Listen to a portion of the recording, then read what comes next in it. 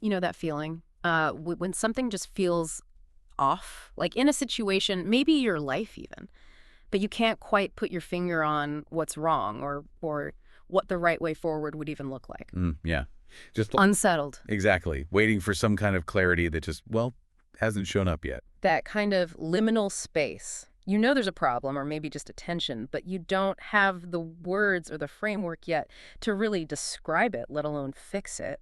It's super common, that feeling. Absolutely. And I mean, it makes you wonder, right? How many other things like that are there? These subtle feelings or complicated situations, moments you instantly recognize if someone describes them, but like we don't have a single word for them. So we really don't sometimes. And that's exactly what this deep dive is all about. You shared this really fascinating source with us, basically a list. It's like a chapter laying out 33 different experiences that the source says we don't have English words for yet.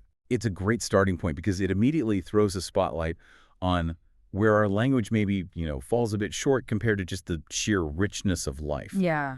This list is kind of like a map to those gaps in our vocabulary. So our mission today, digging into your source, is to explore that map. We're not going to try and cover all 33 fours. I mean, honestly, that wouldn't be much of a deep dive, more like a quick skim. Right, not enough time to really unpack them. Exactly. Instead, we're going to pull out some key points from the list. The ones that really jumped out at us as, well, particularly interesting or complicated or just revealing. We'll try to unpack them, talk about why they feel so familiar, and maybe see what we can learn about ourselves by focusing on these unnameable things from your list. Yeah, it's a chance to give a bit more shape, maybe, to parts of life that often just float under the radar of conscious thought. By looking at these specific examples from the source, we can maybe get a better handle on that wider landscape of human experience that goes beyond our current words. Spot on. So think of this as, I don't know, a guided tour through some highlights of what this list covers. Ready to dive in? Let's do it. Okay, so looking at the list you brought us, there seems to be a sort of cluster around how we see other people and, interact socially. Point number 12 really stands out. Ah, yes. It says, not just assuming we know what other people are thinking and feeling, but acting on that knowing, judging them for that knowing, and really, in a lot of ways, capping off their potential with what we think we know of them. That's quite something. It really is. What's striking there is how it describes a specific and maybe unhelpful mental shortcut we take, right? In relationships.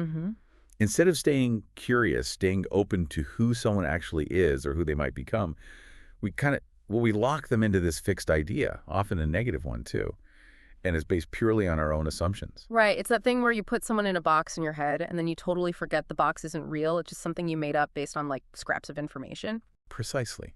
And the insight there, I think, is how it shows our own discomfort with ambiguity.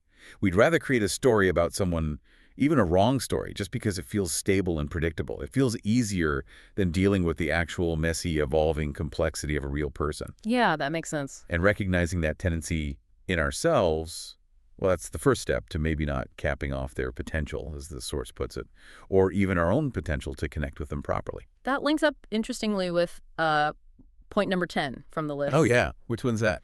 It's the mental preparation that occurs before you step into a social situation in which you have to play a role for the sake of maintaining a relationship, i.e. rehearsing your conversations with yourself by yourself. Ah, yes. The pre-game rehearsal. Totally. This one really highlights the conscious effort we put into social performance sometimes.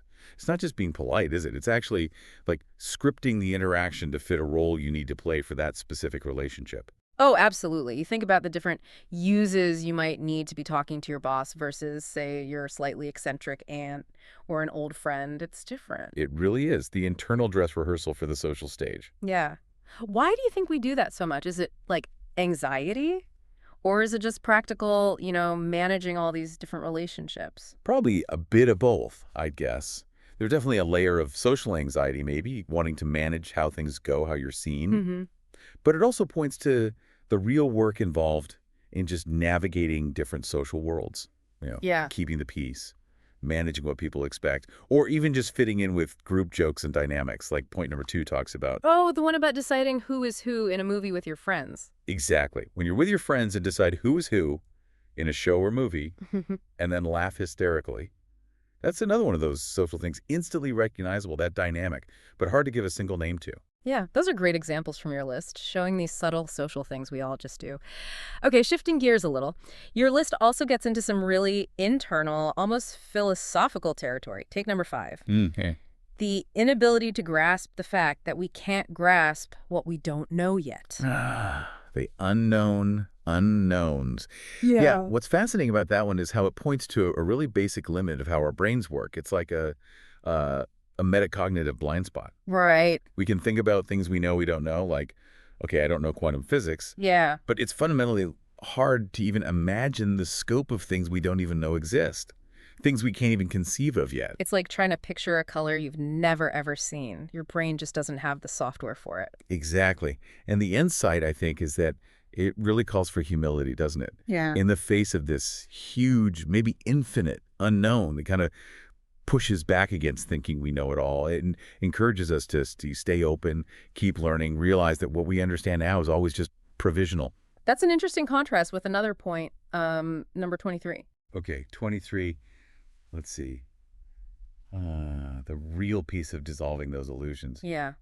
So if number 5 is about the big external unknown, number 23 feels like it's about the internal unknown, or rather, the internal knowns that turn out to be wrong. The false beliefs we carry around Yeah. about ourselves, other people, how the world works. Right. And the source talks about the peace that comes not from learning something new necessarily, but from letting go of old knowledge that was just wrong or harmful. Like realizing that limiting belief you carried for years, oh, I'm just not good at X, and then finding out it just wasn't true. And the feeling of letting it go is lighter. Exactly. Lighter is a good word. The insight here is that growth isn't always about adding things. Sometimes it's about taking things away, subtracting. Yeah. Sometimes the biggest clarity, the deepest peace comes from taking apart those mental structures that were holding us back, even if they felt kind of, I don't know, familiar and safe. Yeah. It's the relief you feel after doing the hard work of questioning those deep-seated falsehoods. Okay, let's dive into another area. Your list covers these personal states, specific experiences. Numbers 4 and 4A are, well, painfully relatable, I think. Which ones are those again? Number 4, the temporary beautiful high of deciding you're going to change your life in some aesthetic, easy way.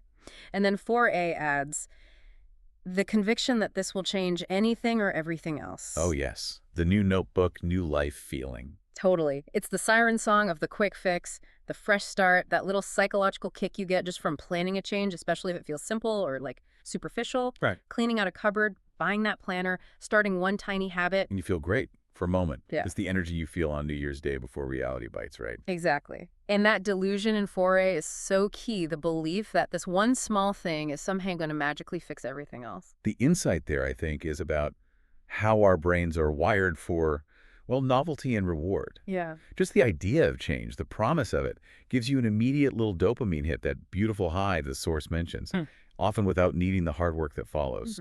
It points to that common human thing of preferring the excitement of starting something over the, let's face it, grind of keeping it going. Yeah. And the trap, maybe, of confusing the intention with the actual achievement. That connects quite well to another one from your list, number 24. Okay. 24 is Right. the feeling of realizing that your purpose won't usually feel like a purpose, as you have to do the work regardless. And so the whole act of finding it was just a mechanism of the ego in the first place. Oof. That one's a bit of a reality check. It really is. It pushes back against that sometimes quite romantic idea of finding your purpose. Like it's this one single amazing light bulb moment that suddenly makes all the hard work feel effortless. Yeah. The source seems to suggest that actually meaningful work or a meaningful life is often just the work done consistently. And maybe the big search for a capital P purpose can sometimes be, I don't know, a distraction, a way for the ego to feel important rather than just getting on with it. So the insight is maybe that fulfillment isn't so much a feeling you discover, but something that emerges from just consistently doing stuff you value, applying effort. Exactly. It reframes purpose, doesn't it? From some kind of mystical destination you arrive at to more of a byproduct of just showing up and doing the work.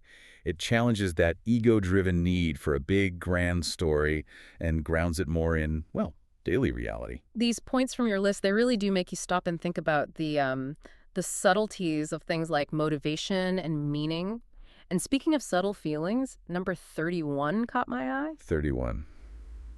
Let's see. The The feeling of feeling a feeling. Right. It sounds almost circular. It's probably the most meta point on the whole list. It's describing that act of stepping back just a little and observing your own emotional state rather than being completely lost inside it. It's like metacognition, but for feelings. Like noticing, okay, I'm feeling anxious right now, and now I'm actually aware that I'm feeling anxious. It's like adding a layer of observation.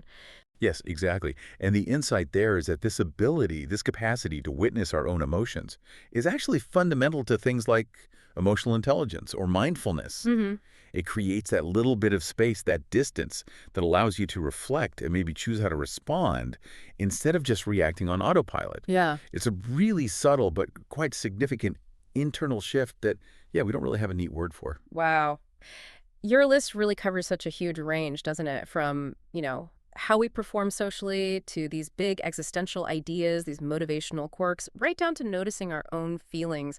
It really drives home how much of our lives, inner and outer, happens in this kind of unnamed space. It certainly seems that way. Looking across all the points in your source, from the really simple sensory things like point 1, the sunlight through leaves, or point 3, that feeling of skin on skin, Yeah. to the complex social stuff we talked about, psychological states like point 19, those weird private thoughts we have, or point 21, that feeling of being stuck just before you get clarity. And then the more abstract ideas like point 5, the unknowable, or number 33, that sense that everything's okay as it is. The sheer variety just underlines how much richness there is just beyond the edges of our standard English words. And the source is careful to say words we don't have yet. That feels important. It sort of implies language isn't fixed, right? It's alive. It's trying to catch up with how we experience things. Maybe these 33 points are like little signposts for words or concepts we might develop later. That's a really good way to put it. The fact that this list even exists, that you brought it to us, it points to this gap, doesn't it?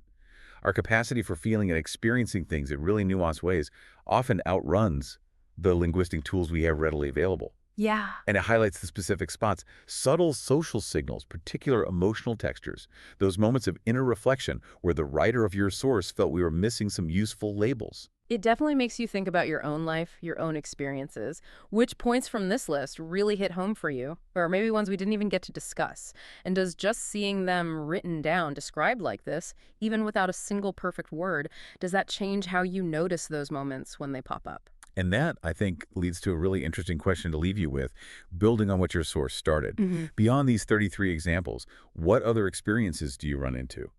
Things that feel real, recognizable, maybe even common, but you just don't have a good English word for them. What is that ongoing gap between the richness of how we live and the limits of our language?